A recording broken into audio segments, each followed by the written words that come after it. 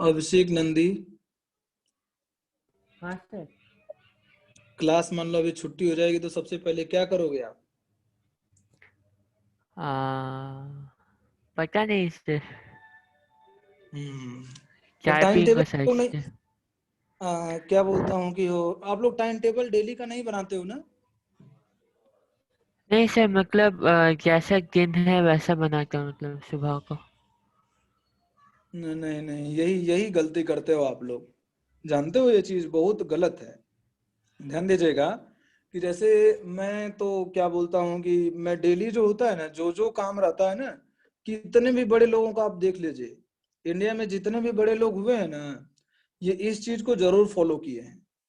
आपको daily to do list बनानी है। ठीक है, टू डू लिस्ट जो मतलब आपको कल करना है। मतलब जैसे आज रात में सोने वाले हो तो कल क्या क्या काम करना है। जैसे मान लीजिए कि मेरा देखो, मैं अपना बनाया हूँ कि मैं देखो 4:30 पर मॉर्निंग में उठता हूँ। 4:30 पर। और उसके बाद में मैं यहाँ पर मॉर्निंग वॉक पर जाता हूँ 4:30, मान लीजिए फ्रेश वगैरह हुआ 5 बजे। मैं चला जाता हूँ मॉर्निंग वॉक के लिए। अप्रोक्स 7 AM तक मैं मॉर्निंग वॉक करता हूँ, थोड़ा टहलता वगैरह हूँ। उसके बाद में 7 से मेरा 10 बजे तक था, क्लास था। ठीक है ना, ध्यान दीजिएगा। तो क्लास था तो मैंने क्लास लिया था। और उसके बाद में क्या बोलता हूँ कि मटेरियल कुछ बनाना था, उसको मैंने लिखा था। पूरा डेली का जो होता है ना बच्चों, उसको पूरा टू डू लिस्ट जरूर बनाइए आप लोग। ये गलती कर रहे हो आप, देखिएगा एक बार बना करके। आप देखिए 2-3 काम कीजिए आप लोग, बिलीव में आपको चेंज जरूर दिखाई देगा। सम टाइम क्या होता है ना कि जिंदगी जैसे लगती है कि रुक गई है, जैसे ऐसा नहीं लगता है कि कुछ नया नहीं हो रहा है। आप स्ट्रगल करते हो, आप आगे बढ़ नहीं पाते हो। सीरियसली सम टाइम ऐसा होता है, आपके मार्क्स इंप्रूव नहीं होते हैं। कुछ ना कुछ इन, जैसे मान लो मार्क्स इंप्रूव नहीं हो रहे हैं, कुछ ना कुछ रीजन जरूर होगा। आप विश्वास कीजिए। रीजन क्या हो सकता है? पहला रीजन ये हो सकता है कि आप चीजों को टाइम मैनेजमेंट में आपकी बहुत प्रॉब्लम है। ठीक ना, टाइम मैनेजमेंट बहुत इंपॉर्टेंट चीज है। आप इसका सबसे आराम से, मतलब इसको कैसे कैसे आप सॉर्ट आउट कर सकते हो। सबसे पहले रात में सोने से पहले टू डू लिस्ट बनाइए जरूर। ठीक ना, ये टू डू लिस्ट बना लीजिए। अब जैसे मान लीजिए कि जो जो टाइम टेबल बनाए हो आप, कि जो जो काम करना है आपको, ठीक ना, वो सारा बुक्स जो है ना आपके स्टडी टेबल पर रख दीजिए। ऐसा मत कीजिए कि काफी सारा कॉपी किताब वहां पर रख दिए हैं, अब उसके बाद में पढ़ाई करना शुरू किए। जो टाइम टेबल बनाए हो पीरियोडिक टेबल पढ़ने का, उतना में तो कॉपी ही खोजते रह गए। ऐसा बिल्कुल भी नहीं करना है। ठीक ना, आप रात में सोने से पहले टू डू लिस्ट बनाइए। जो जो चीजें हैं आपकी, जो जो चीजें आपको पढ़ना है, इस टू डू लिस्ट में जो जो बुक नोट्स की रिक्वायरमेंट होगी, आप अपने टेबल पर उसको रख लीजिए। जो जो कुछ भी करना है आपको अपने टेबल पर क्या कर दोगे, इसको रख दोगे आप। ठीक ना, अपने टेबल पर आप इसको रख दिए। और उसके बाद आराम से सो जाइए। देखिए 2-3 गलती आप लोग करते हो, जैसे खाना खाते हो तो खाना खाने के बाद में तुरंत पढ़ने का मन नहीं करता है। तो आप बेस्ट यही होगा ना कि जैसे खाना 10 बजे खाए, सो जाओ थोड़ा सा 5 मिनट टहल के। उससे आपका टाइम जो आप 45 मिनट या 30 मिनट जो वेस्ट करते हो ना, वो आपका बच जाएगा। ठीक ना, और टाइम पर सोओगे तो सारी एक्टिविटी सही रहेगी। आपका माइंड में जैसे क्या होता है ना, हो सके तो थोड़ा मोड़ा बाहर टहल लिया करो 15 मिनट। इससे माइंड में क्या होता है ना, ऑक्सीजन कंटेंट जो होता है ना बढ़ता है, और इससे माइंड आपका शार्प होता है। ठीक ना, ये सब चीजें बड़ी इंपॉर्टेंट है। जैसे आपका रूम है, तो जिस रूम में आप पढ़ाई करते हो, ऐसा नहीं कि क्या बोलता हूँ कि उसको पूरा पैक करके रखिए, ऐसा बिल्कुल भी नहीं करना है आपको। खिड़की खोल दीजिए। पैक करके रखते हो, ऑक्सीजन का कंटेंट आपके दिमाग में कम होगा, आपका माइंड अपने आप स्लो हो जाएगा। ठीक है, ये सब चीजों का ख्याल रखिए आप लोग। टू डू लिस्ट तो बच्चों देखिए, मैं तो स्टूडेंट नहीं हूं फिर भी फॉलो करता हूं। आप लोग भी प्लीज इसको जरूर फॉलो कीजिए। एक तो मिलता है, एक तो छोटा सा ना एक स्टिकी नोट्स मिलता है, उसको आप लोग ले लीजिए और लेकर के उसको लिख दीजिए आज क्या क्या काम करना है। यहाँ पर चिपकाने वाला होता है, जहां पर आपका स्टडी टेबल है उसके सामने चिपका दीजिए। ये बहुत जरूरी है। ठीक है, द्वैपायन। हाँ सर।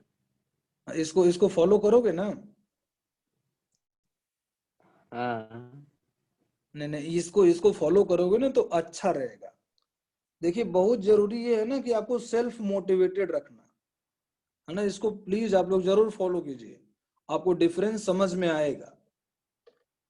ठीक है ना?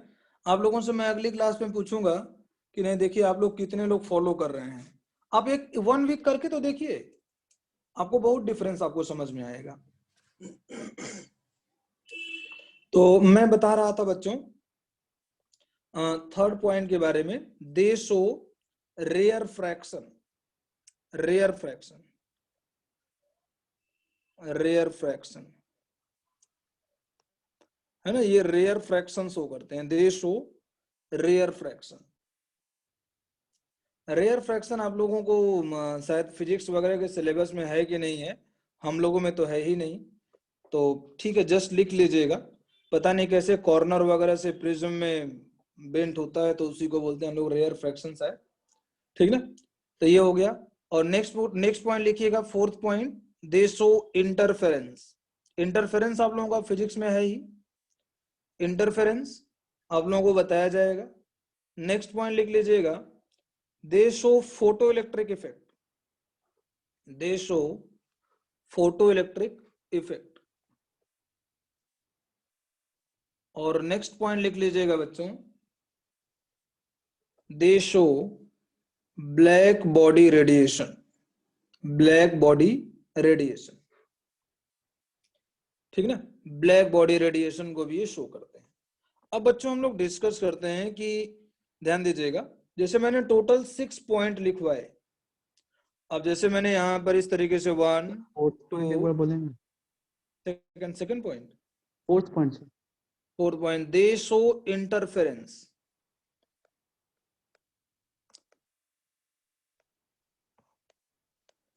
दे शो इंटरफेरेंस। ठीक है ना? अब देखिए बच्चों ध्यान से, 1 से लेकर के जो 4 पॉइंट है ना, 1 to 4 पॉइंट, ये ध्यान दीजिएगा। ये अगर मान लीजिए इन 1 से 4 पॉइंट को एक्सप्लेन करना है, यानी रिफ्लेक्शन, रिफ्रैक्शन, रेयर फ्रैक्शन और इंटरफेरेंस, इसको अगर आपको एक्सप्लेन करना है ना, तो आप इलेक्ट्रोमैग्नेटिक रेडिएशन का वेव नेचर कंसिडर करना पड़ेगा। और यहां पर बच्चों इसको जब आप, क्या बोलता हूं कि एक्सप्लेन करने की कोशिश करोगे, अगर आप एक्सप्लेन करना चाहोगे, तो आपको पार्टिकल नेचर कंसिडर करना पड़ेगा इलेक्ट्रोमैग्नेटिक रेडिएशन का। ये कौन सा? Wave nature. तो जो ऐसे कर रहे हो ना, यहां पर ऐसे करके एरो दे करके लिख लीजिएगा, या फिर आगे ही एरो दे करके लिख लीजिएगा कि this all prove that, this all prove that, this all prove that electromagnetic radiation are, electromagnetic radiation are having wave nature, are having wave nature। ठीक ना? इसको लिख लीजिएगा। नेक्स्ट पॉइंट जो है 5 और 6 वाला, 5 और 6 में लिखिएगा, this prove that, this prove that, this prove that electromagnetic radiation is having particle nature। ठीक ना? तो दोनों नेचर हो गया। अब हेडिंग डालिएगा बच्चों, हेडिंग डालिएगा, Planck quantum theory, Planck quantum theory.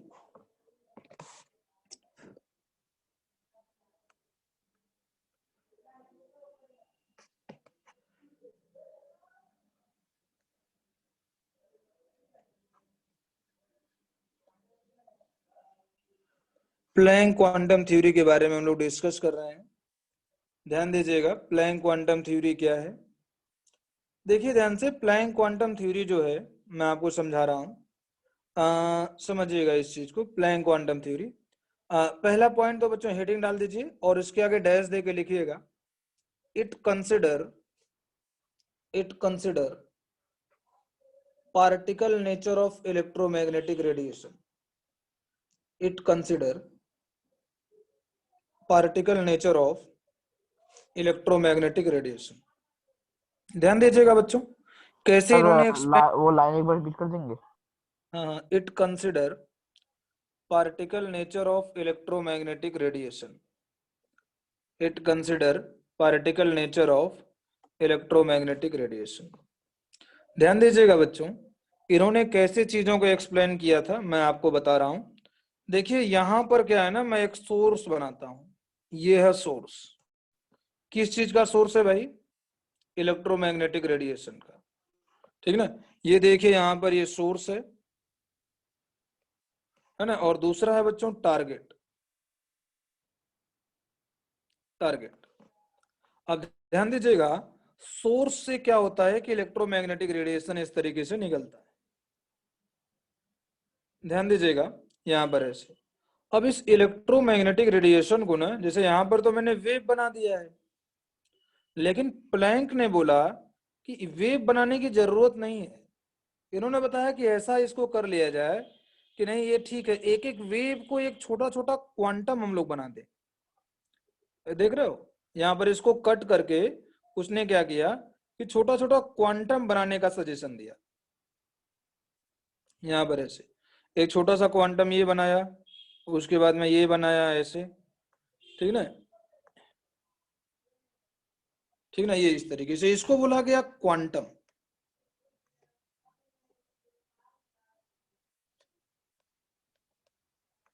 ठीक ना, इसको बोला गया क्वांटम। अब ये क्वांटम होता क्या है, इसको बोला जाता है packets of energy. Packets of energy, ठीक है ना, ये पैकेट्स ऑफ एनर्जी होता है। और इसने प्लैंक ने बताया कि जो ये क्वांटम होता है ना, तो energy of each quantum, energy of each quantum, इसने बताया कि energy of each quantum is directly proportional to frequency. उसने बताया कि ये फ्रीक्वेंसी के प्रोपोर्शनल होता है, डायरेक्टली प्रोपोर्शनल होता है। और उसने बताया कि ठीक है, यहां पर एनर्जी को अगर लिख रहे हो प्रोपोर्शनलिटी साइन हटाइए और प्लैंक कांस्टेंट लगाइए, है ना, ये चीज है। ये h जो होता है ना बच्चों, ये प्लैंक कांस्टेंट होता है, it is directly proportional to frequency. लिख देते हैं इंग्लिश में, फ्रीक्वेंसी के प्रोपोर्शनल होता है, ठीक ना। तो ठीक है, यहाँ पर energy of quantum is directly proportional to frequency, तो E इज इक्वल टू हो जाता है h न्यू। और यहाँ पर जो h होता है ना बच्चों, ये E जो है एनर्जी ऑफ, यहाँ पर लिख देता हूं मैं सारी चीजें। E जो है energy of one quantum, energy of quantum लिख देता हूं, एनर्जी ऑफ क्वांटम। और यहां पर h जो है ये प्लैंक कांस्टेंट है, प्लैंक कांस्टेंट। और इसका वैल्यू जो होता है बच्चों 6.625 into 10 to the power -34 joule second, ठीक ना। इसका यूनिट होगा जूल सेकेंड, आप लोगों से अभी निकलवाऊंगा मैं, जूल सेकेंड इस तरीके से है ये। और जो न्यू लिखा गया है ये क्या चीज है, फ्रीक्वेंसी है, फ्रीक्वेंसी। तो एनर्जी ऑफ क्वांटम, यहाँ पर h प्लैंक कांस्टेंट और ये जूल सेकेंड फ्रीक्वेंसी आ गया इस तरीके से, ठीक ना। अच्छा, मैं यहाँ पर बोल सकता हूं कि फॉर n क्वांटम, अगर बहुत सारे क्वांटम है तो क्या करेंगे, तो बहुत सारे क्वांटम रहेंगे तो भी हम लोग फॉर्मूला लिखेंगे। इसने बताया कि ठीक है, E is equal to n h nu लिखिए, h by E is equal to h nu, E is equal to NH nu. इस तरीके से ये फॉर्मूला बताया इन्होंने। और आगे थोड़ी देर पहले आप पढ़े ही थे कि फ्रीक्वेंसी इज इक्वल टू क्या होता है, V बाई लैम्डा होता है ना। तो यहाँ पर V नहीं, हम लोग C लिख देते हैं, ठीक ना, C वेलोसिटी ऑफ लाइट। भाई इलेक्ट्रोमैग्नेटिक रेडिएशन अगर वैक्यूम में रहेगा तो हम लोग क्या बोलेंगे, उसको C बोलेंगे, वेलोसिटी ऑफ लाइट। अगर कुछ भी मेंशन नहीं है तो आप सी ही लोगे, और मैक्सिमम टाइम में कुछ मेंशन रहता ही नहीं है। तो यहां पर हम लोग लिख सकते हैं E is equal to N H C by lambda, ठीक ना, यस। तो ठीक है बच्चों, आप लोगों को समझ में आया होगा। इसको आप लोग कॉपी कर लीजिए। सर पिछले, हाँ ठीक है सर। हाँ।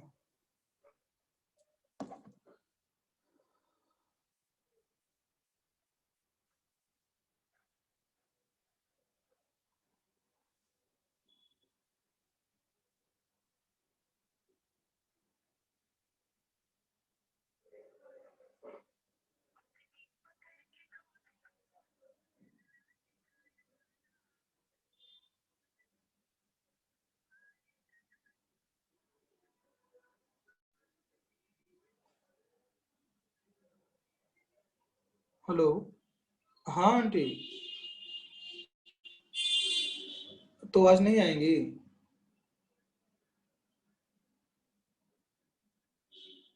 ठीक है, ठीक ठीक ठीक।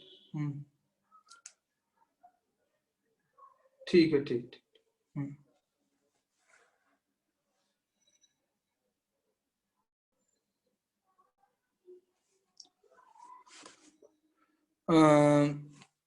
यहाँ पर बच्चों क्वांटम ये लिख लिए होंगे आप लोग फर्स्ट पेज, और सेकंड पेज लिखिए बच्चों।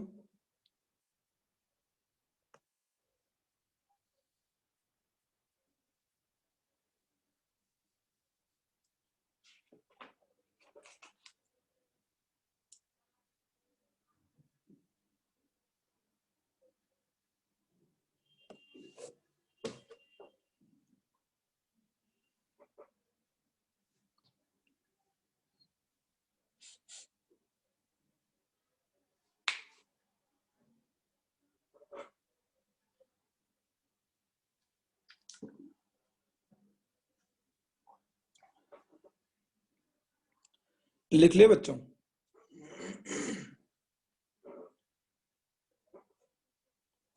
यहाँ से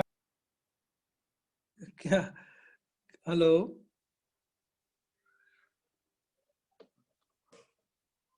ठीक है, ठीक है, लिखिए भाई। एक पॉइंट और लिखिएगा। यहाँ पर जैसे मैंने अभी बताया ना कि एक वेव को रिप्लेस कर दिया गया था बाय वन क्वांटम, तो आप लिख लीजिएगा कि energy of one quantum, energy of one quantum,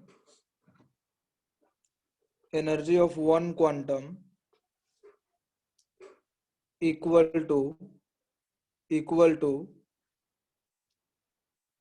equal to energy of one wave, energy of one quantum is equal to energy of one wave, ठीक ना। वन क्वांटम की एनर्जी वन वेव के equal होती है। और note करके बच्चों एक बात और लिख लीजिएगा, अच्छा फोटोन का नाम सुने हो आप लोग? फोटोन, हाँ सर। हाँ बोलिए सर। बच्चों। हाँ हाँ, सर। तो वही क्वांटम को ही हम लोग बोलते हैं photon in case of light. तो लिख लीजिएगा, quantum is also known as, quantum is also known as photon in case of light, in case of light, ठीक ना, ये चीज है। अच्छा बच्चों, एक छोटा सा ऑर्डर है, इस ऑर्डर को आप लोग याद रखिएगा। देखिए यहां पर रेडियो वेव, और उसके बाद में माइक्रोवेव और इंफ्रारेड, इंफ्रारेड, विजिबल,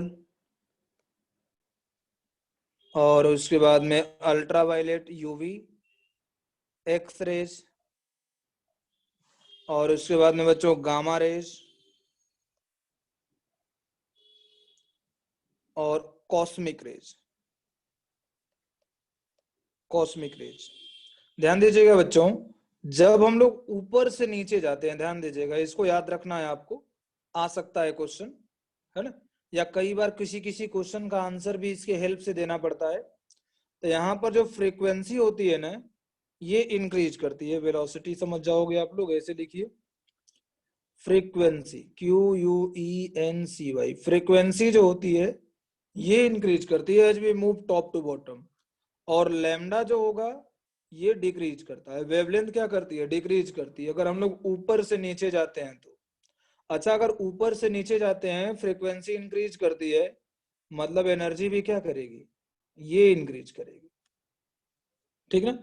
तो इस चीज को बच्चों याद रखेंगे आप लोग, इसको लिख लीजिए।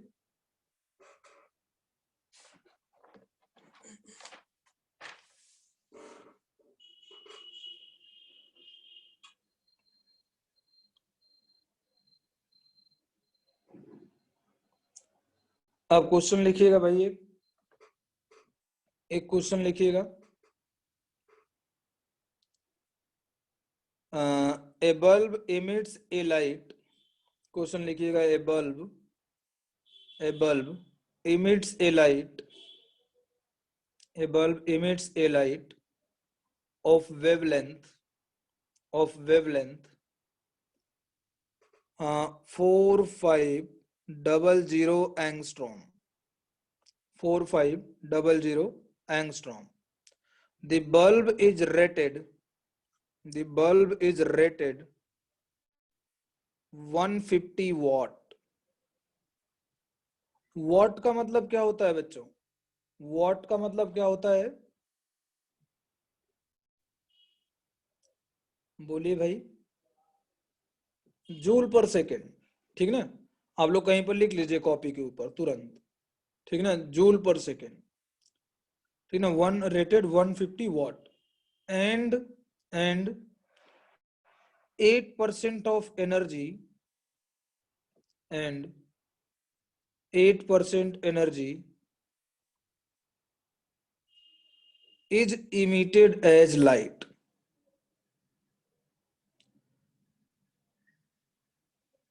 एक मिनट बच्चों, एक minute.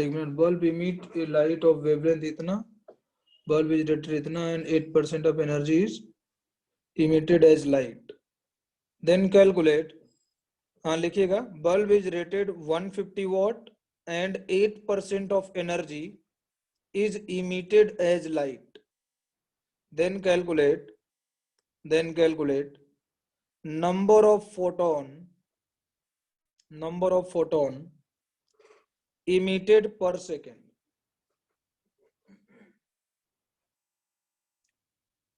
Then calculate number of photon emitted per second.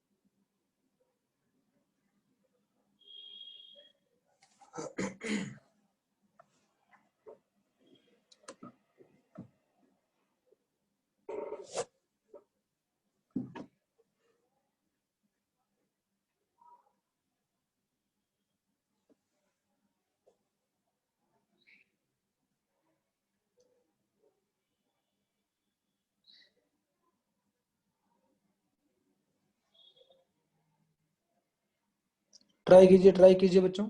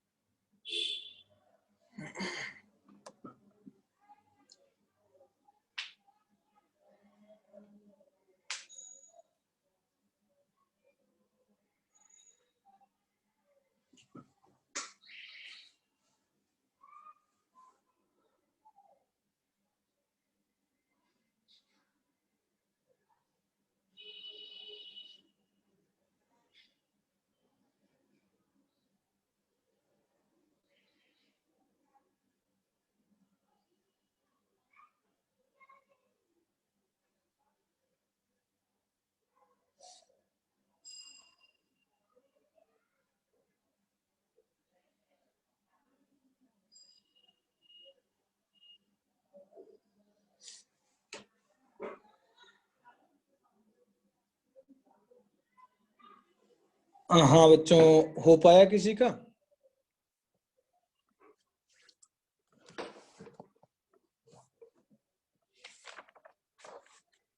मैं बता रहा हूँ, देखिए ध्यान से। सबसे पहले बच्चों लिखा गया है 150 वॉट का एक बल्ब है, ठीक ना। और 150 वॉट का मतलब ये हो गया 150 वॉट, यानी ये क्या कर रहा है कि 150 जूल जो एनर्जी है ना, ये इमिट कर रहा है 1 सेकेंड में। पर सेकेंड इतना जूल एनर्जी ये इमिट कर रहा है।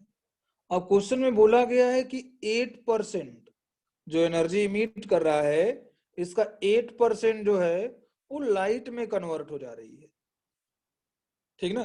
तो मैं बोलूंगा कि 150 का 8%, 8/100, ये आ जाएगा समथिंग, मान लीजिए 0 से 0 कट गया, यहां से आ जाएगा बच्चों 12 जूल पर सेकेंड। समझ गए ना। तो यहां से 12 जूल जो है ना एनर्जी लाइट में कन्वर्ट हो रही है, इतना लाइट, ये लाइट की एनर्जी है। अब ध्यान दीजिएगा, फॉर्मूला लगा देंगे, n multiplied by hc by lambda is equal to 12। अच्छा भाई, ई लिखते हैं हम लोग ना, एनर्जी लिखते हैं ई। अब यहाँ पर n मल्टीप्लाइड बाई h की value 6.626 into 10 to the power कितना हो जाएगा भाई, ये -34 मल्टीप्लाइड बाई c। c का मतलब 8 into 10 to the power 3 into 10 to the power 8 divided by lambda की वैल्यू कितनी है भाई, लैम्डा बोला गया है 4500 multiplied by 10 to the power -10 is equal to 12, है ना। यहाँ पर n इज इक्वल टू हो जाएगा 12 बाई जो कुछ भी लिखा गया है, आप सॉल्व करोगे जो भी आंसर आ जाएगा वो आंसर आ जाएगा आपका, ठीक ना। यहाँ से जो भी वैल्यू आएगी वो आंसर आ जाएगी। अच्छा बच्चों, ये 6.626 आपके एनसीईआरटी में मिलेगा, हम लोग 6.625 लिखेंगे। और सबसे इंपॉर्टेंट बात यहाँ पर ये है कि अगर हम लोग इसको मल्टीप्लाई करते हैं ना, तो ये आ जाता है 19.875 इंटू 10 टू द पावर -26। ये आता है 19.875 इंटू 10 टू द पावर -26, है ना। ये चीज लिख लीजिए भाई इसको।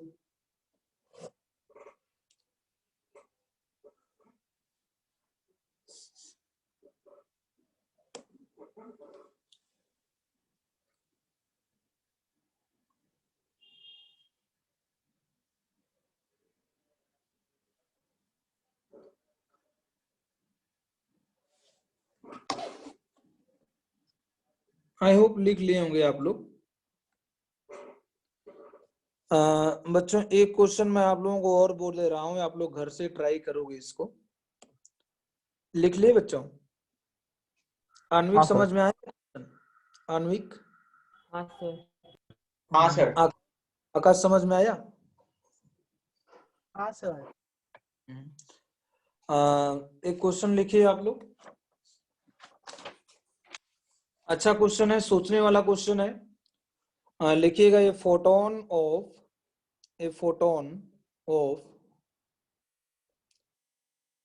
300 nanometre 300 nanometre is absorbed by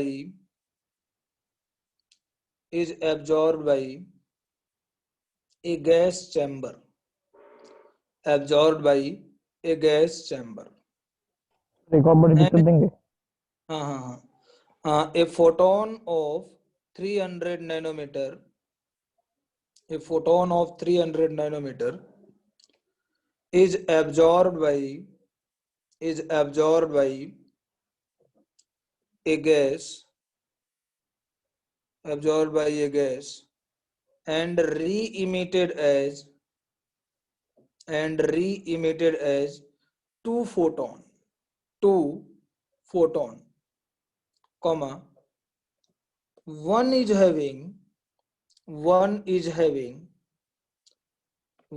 having wavelength 760 nanometer, 760 nanometer. What will be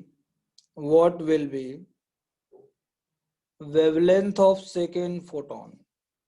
What will be wavelength of second photon? है ना? तो ये है बच्चों आप लोगों को ये क्वेश्चन। अभी आदित्य आपका तुरंत क्लास है? हाँ सर, मतलब 5-10 मिनट और वेट कर सकते हैं। अच्छा अच्छा, तो ठीक है मतलब इसको अभी ट्राई तक सर भेजे नहीं कुछ, मतलब अगर भेज दिए अच्छा तो ज्वाइन करना पड़ेगा। ठीक है, दो मिनट है, 2 मिनट है, आप लोग जल्दी से ट्राई कीजिए। तो 2 मिनट में करो अभिषेक दे। हाँ सर करते हैं। जरूर से आप लोग फॉलो कीजिएगा, ठीक है। मैं आप लोगों को पूछूंगा, मैं कल सबको फोन करूंगा, कल नहीं थर्सडे को फोन करूंगा मैं, अगर मुझे याद आया तो, कितने लोग फॉलो कर रहे हैं, कितने लोग फॉलो नहीं कर रहे हैं।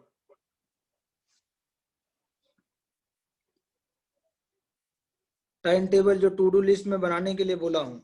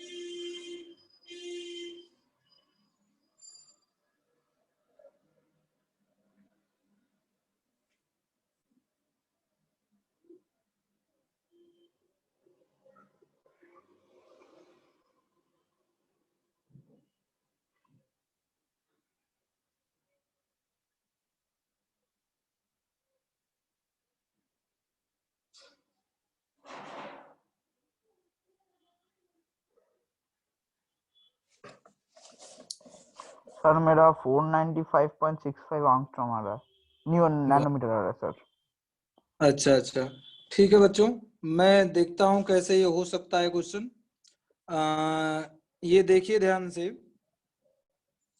ये देखिए, मान लीजिए हम ऐसा बोल रहे हैं कि कोई एक रेडिएशन है जो यहाँ पर ये गैस चेंबर है, इसको एब्जॉर्ब कर रहा है रेडिएशन को। मान लीजिए इसकी एनर्जी E1 है, और E1 नहीं E मान लेते हैं, और इसको री इमिट कर रहा है into the E1 and E2, इस तरीके से। अब एनर्जी कंजर्वेशन तो यही बोलता है कि E is equal to E1 plus E2, है ना ऐसे। तो E हम लोग क्या लिख सकते हैं, hc by lambda is equal to hc by lambda 1 plus hc by lambda 2, है कि नहीं। इसके रिस्पेक्ट में वेवलेंथ मान लीजिए लैम्डा 1 है, इसमें लैम्डा 2 है, और यहाँ पर लैम्डा है।